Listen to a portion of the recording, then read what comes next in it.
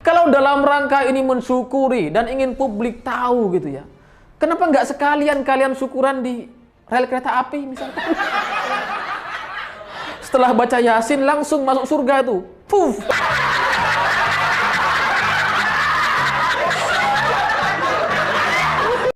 Yang waras tidak boleh mengalah terhadap mereka, para pencoleng-pencoleng agama yang menjadikan agama sebagai alat politik.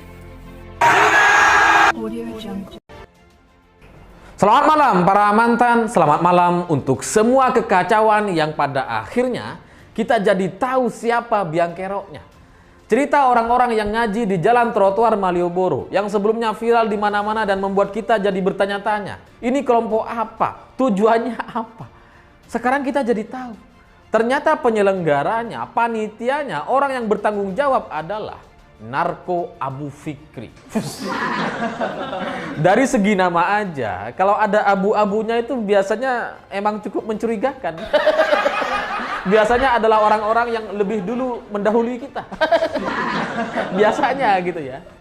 Kecuali Abu Jada, itu beda. Beda sendiri dia. Berbeda dengan abu-abu yang lain. Dan Narko Abu Fikri ini katanya adalah ketua Badan Wakaf Al-Quran Jogja. Aksi ini dilakukan dalam rangka mensyukuri karena Badan Wakaf Al-Quran Jogja sudah menyalurkan Al-Quran sejak tahun 2018 sampai sekarang itu sudah ada sekitar 10.000 Al-Quran disalurkan ke banyak tempat. 10.000 dalam jangka waktu 5 tahun. Ya lumayan lah gitu ya. Kalau kita hitung-hitung 1 tahun itu ada 365 hari dibagi menjadi 10.000 ya sekitar 5 Al-Quran lah per hari. Bagus gitu, bagus aja. 1 Al-Quran pun bagus, namanya menyebarkan kebaikan gitu ya. Cuma yang menjadi lucu adalah alasan dari Abu Narko Abu Fikri ini, dia mengatakan bahwa aksi ini tuh spontan, spontanitas. Ini nggak masuk akal gitu. Bagaimana mungkin disebut sebuah spontanitas sementara semua anggotanya bawa Al-Quran, ngaji bersama-sama, bawa Al-Quran yang sama. Apakah mereka ini adalah manusia-manusia di era modern yang kemana-mana bawa Al-Quran? Gak mungkin gitu. Gak mungkin ini spontanitas. Pasti ini direncanakan. Pasti sudah diniatkan gitu. Makanya mereka bawa Al-Quran. Maka aneh rasanya gitu. Badan Wakaf Al-Quran Jogja yang tugasnya atau salah satu aktivitasnya adalah menyebarkan Al-Quran kemana-mana. Tapi berbohong untuk sebuah aksi yang gak tahu kita tujuannya apa. Ini lucu gitu. Orang-orang yang suka ngaji Al-Quran katanya masih suka bohong. Nah, terus apa gunanya kalian baca Al-Quran kalau suka bohong? Ya meskipun sampai di sini mungkin ada orang yang akan membantah atau berargumen belum tentu bohong. Mana tahu memang itu spontanitas. Begini ya, untuk kita menilai sebuah benar dan salah, itu indikasinya biasanya gitu. Secara logika itu harus masuk gitu. Nah ini secara logika ini nggak masuk. Bagaimana mungkin disebut spontanitas kalau mereka datang bersama-sama ke sebuah tempat yang itu bukan tempat mereka, mereka bukan orang sana, bukan orang sekitar Malioboro, dan bawa Al-Quran bersama-sama, mana bisa disebut spontanitas? Pasti ini sudah direncanakan dan itu pasti bohong sekali gitu. Dan yang lebih lucu lagi adalah alasan dari aksi ini adalah syukuran katanya. Ya dalam Islam kita disunahkan untuk mensyukuri segala hal yang telah kita lakukan atau apapun yang telah kita dapatkan. Bagus gitu. Tapi kok syukuran di trotoar ya? Setahu saya, kalau di Madura itu ya ada syukuran orang beli motor, syukuran. Ada lahiran, anak lahiran, syukuran. Ada anak usia setahun, kita syukuran. Anak naik SMP, naik SMA, kita syukuran. Lulus kuliah, kita syukuran gitu. Sering kita syukuran. Tapi biasanya orang yang namanya orang syukuran itu kan kita undang datang ke rumah. Bukan di trotoar. Nah ini, kalau ini syukuran Badan Wakaf Al-Quran, kan mestinya ada tempatnya, ada kantornya. Kenapa nggak ngaji di kantornya? Supaya lebih barokah, supaya lebih nyaman ke depannya. Kenapa kemudian ngaji di jalan trotoar Malioboro? Ya oke lah, ngaji bisa di mana-mana, termasuk di trotoar salah satunya. Tapi apakah ini dianjurkan dalam ajaran agama Islam? Ngaji di trotoar. Setahu saya kan enggak gitu. Apalagi setelah saya cari tahu, Narko Abu Fikri ini punya pesantren. Apa tuh namanya pesantrennya gitu? Kurang terkenal lah. Tapi dia ternyata pimpinan pesantren gitu. Yang namanya pesantren biasanya kan punya masjid gitu. Ada tempat-tempat yang cukup lah untuk menampung banyak orang. Kenapa nggak ngaji di pesantrennya sih? Kenapa ngajinya di trotoar? Kalau dalam rangka ini mensyukuri dan ingin publik tahu gitu ya, kenapa nggak sekalian kalian syukuran di rel kereta api misalkan? Setelah baca Yasin langsung masuk surga tuh, puff. Iya loh, jangan tanggung-tanggung kalau pengen terkenal, kalau pengen punya panggung, kalau pengen diberitakan gitu.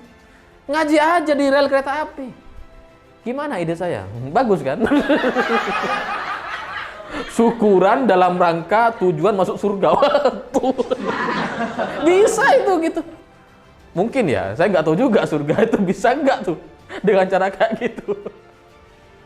Tapi setidaknya itu akan lebih bermanfaat dibandingkan ngaji di trotoar atau orang-orang yang melakukan aksi yang semena-mena kayak gini. Maksudnya lebih baik ke depannya bagi bangsa ini gitu.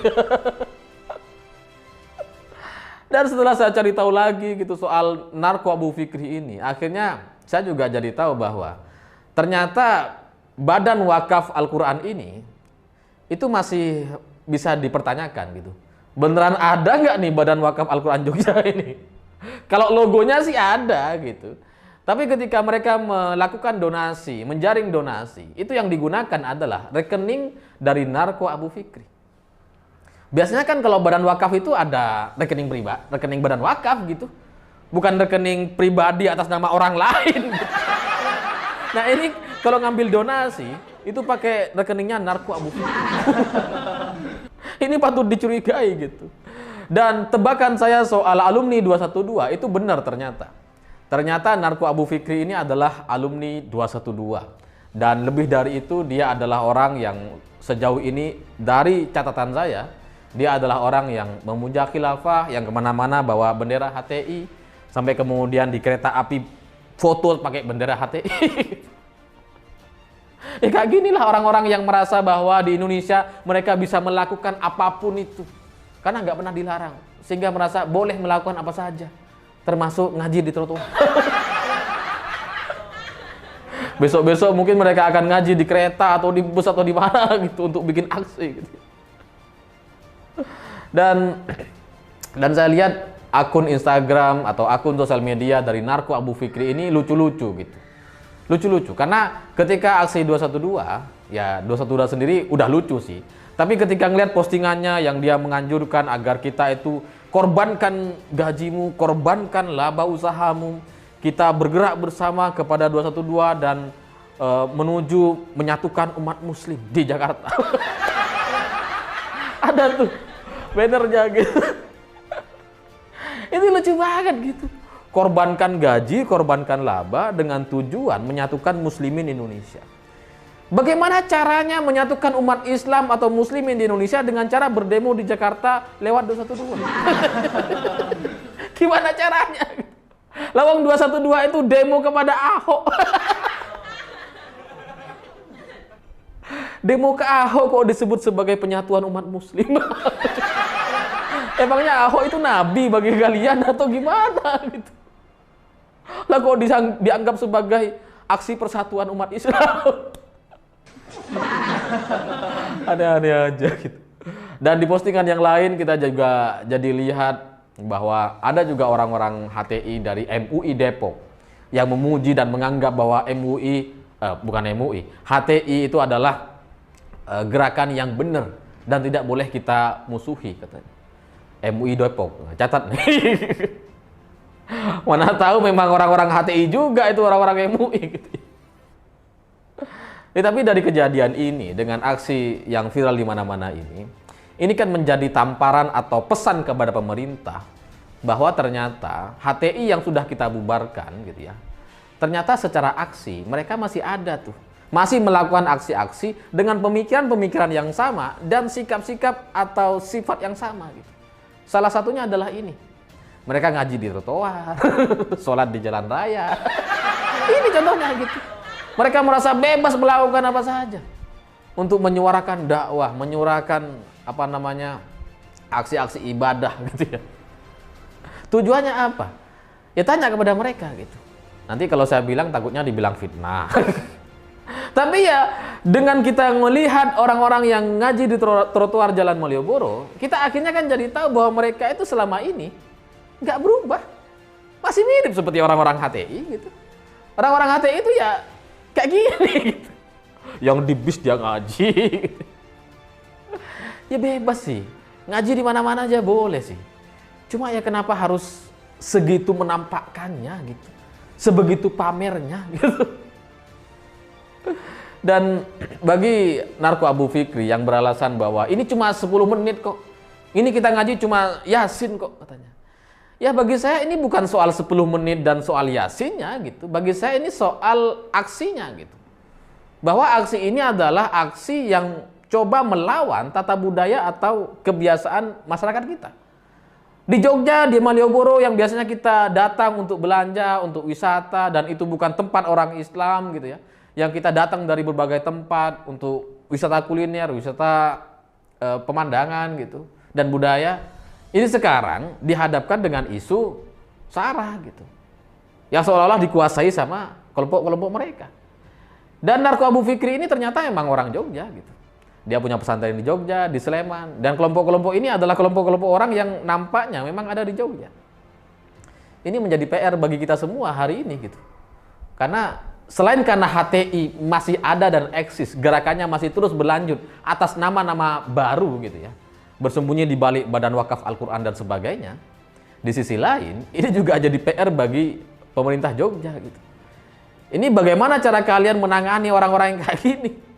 Kalau ini dibiarkan, kelompok ini terus dibiarkan masih berkembang, ya bukan nggak mungkin nanti tiba-tiba muncul Sunan Malioboro.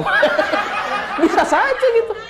Kalau ini orang-orang ini mau dibiarkan, pertanyaannya apakah kita akan beraksi dan merespon ini atau dibiarkan begitu saja? Itu pertanyaannya. Tapi bagi saya pikir pemerintah lebih tahu tentang apapun yang akan mereka lakukan. Semoga dengan adanya video ini, data-data yang sudah saya tampilkan barusan bisa bermanfaat kepada pihak-pihak yang membutuhkan. Saya pikir itu. Terima kasih sudah menonton. Jangan lupa subscribe, like, dan komen. Begitulah kura-kura. Sekali lagi, yang waras tidak boleh mengalah terhadap mereka, para pencoleng-pencoleng agama yang menjadikan agama sebagai alat politik.